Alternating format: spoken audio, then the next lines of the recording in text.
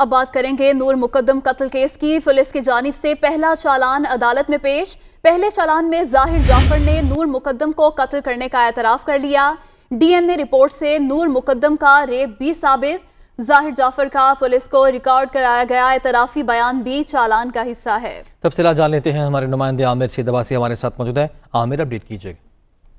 دیکھیے، پولیس نے نور مقدم قتل کیس کی ابتدائی تحقیقات مکمل کرنے کے بعد پہلا عبوری چالان اسلام آباد کی ٹرائل کورٹ میں پیش کر دیا ہے، اور اس چالان میں پولیس نے تفصیلی جو تمام تحقیقات میں بات سامنے آئی ہے وہ درج کرنے کے بعد تمام ملزمان کو اس میں سزا دینے کی استدعا کی ہے۔ اس میں کہا گیا ہے کہ نور مقدم کو زیادتی کے بعد قتل کیا گیا، اور اس بات کا انکشاف بھی رپورٹ میں ہوا ہے۔ اس کے علاوہ بہت سی فورینسک رپورٹ جو ہیں وہ آنے کے بعد ضمنی چالان بھی دائر کیا جائے گا، اور اس میں یہ بھی کہا گیا ہے کہ شادی سے انکار پر جو ملزم ظاہر جعفر ہے اس نے سب سے پہلے نور مقدم کو روم میں بند کیا، کمرے میں بند کیا۔ اس کے بعد اس نے جب بھاگنے کی کوشش کی تو گیٹ سے مالی اور چوکیدار نے پکڑ کر اسے واپس ظاہر جعفر کے حوالے کیا، اور اس کے بعد ظاہر جعفر نے اسے قتل کیا، قتل کرنے کا اعتراف کیا، اور اعتراف کرنے کے بعد جب اس نے اپنے والد کو بتایا ذاکر جعفر کو، تو ذاکر جعفر نے کہا گھبرانے کی ضرورت نہیں ہے، میرے بندے آ کر لاش کو ٹھکانے لگا دیں گے۔ اس کے بعد تھراپی ورکس کے جو ملازمین تھے انہوں نے آ کر جو ہے وہ تمام شواہد ضائع کیے،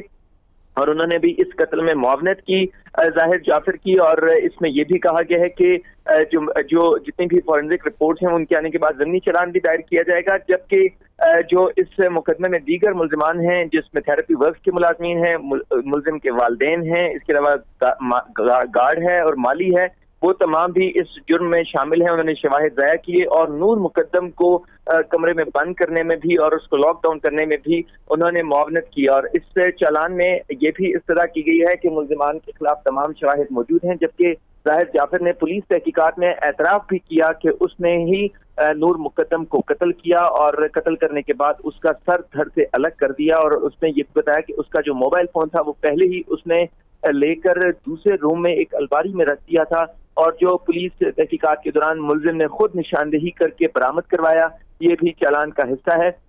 اور اس تفصیلی چالان میں پولیس نے یہ استدعا کی ہے کہ تمام شواہد موجود ہیں، جس میں جو فورینسک رپورٹس ہیں وہ بھی موجود ہیں، ملزمان کے بیانات بھی ہیں، اور یہ کہا گیا ہے کہ تمام ملزمان کو سزا دی جائے۔ شکریہ آپ کا عامر سید عباسی۔